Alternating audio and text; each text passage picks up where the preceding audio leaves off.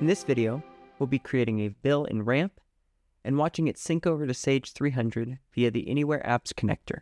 First, we'll start by going into the Bill Pay section of Ramp. We'll create a new bill. The first step is to select a vendor. We will be using a test vendor. It's important to include an invoice date and invoice number.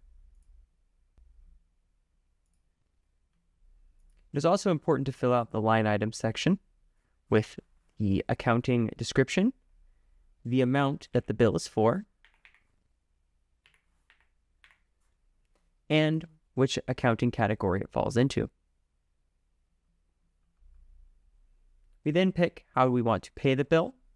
We are going to be using the Ramp card for this example.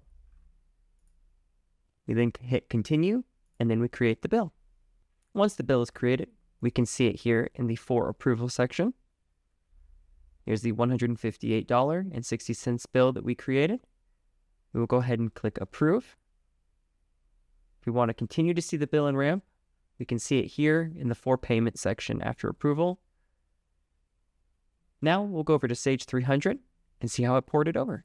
We'll be going to the AP Transaction section and click on Invoice Batch List. Here, we can see the $158.60 bill that we just entered within Ramp. We can see the information from the vendor to the description to the account description are all in here as we would expect.